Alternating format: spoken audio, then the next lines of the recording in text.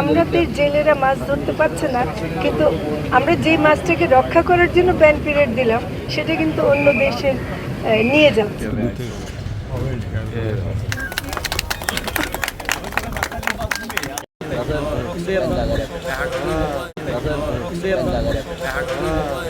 যে আমাদের মূল লক্ষ্য হচ্ছে যে আমাদের যারা আর্টিজানাল ফিশার্স আছে আর কি, তাদের জীবন জীবিকার প্রতি আমাদের আগ্রহটা বেশি এবং আমরা মনে করি তাদেরকে রক্ষা করা দরকার। Honorable Advisor Farida Akchi, Ambassador of Japan to Bangladesh. আসলে আগে যেটা ছিল যে 22শে মে থেকে জুলাই পর্যন্ত 65 দিন, 23শে জুলাই পর্যন্ত এবং 65 দিনের একটা, যেখানে নাকি ভারতের ছিল 61 দিন, আবার তারিখটাও ভিন্ন ছিল।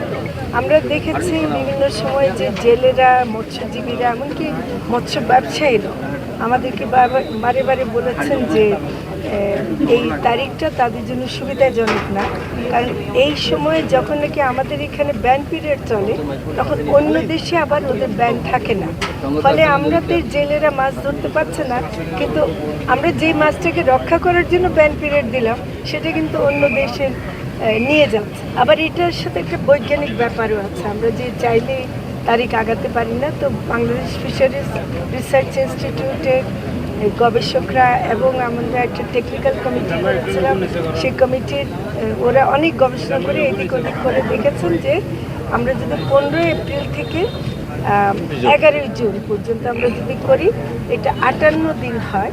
58 দিনে করলে আমাদের ওই সুযোগটা আর থাকে না যে অন্য দেশে কেউ এসে মাছ ধরতে পারবে। এটা আমাদের দেশের একদিকে প্রথম কথাটা হলো মাছটাকে রক্ষা, সব ধরনের মাছ, এটা কিন্তু শুধু ইলিশের জন্য না, সব মাছগুলোকে রক্ষা করার জন্য প্রয়োজন ছিল।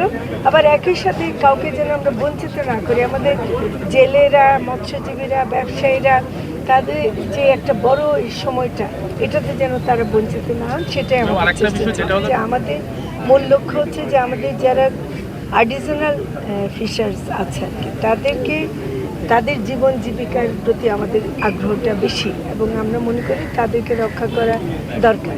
ট্রলিং ফিশিং যারা করছেন তাদেরও অবদান আছে, কিন্তু আমার মনে হয় যে এখানে একটা নিয়ন্ত্রণের প্রয়োজন আছে। আর্টিসানাল ফিশার যারা আছে তাদেরকে এখন থেকে আমরা তাদের সমুদ্রে যখন মাছ ধরতে যায় তখন কিন্তু তাদেরকে আমাদের কাছে একটা পারমিশন নিতে হয়। সেই পারমিশন নেওয়ার কারণে কিন্তু আমাদের এই যে মাছ ধরা একটা সীমিত পর্যায়ে চলে আসে, কন্ট্রোল করা যায়।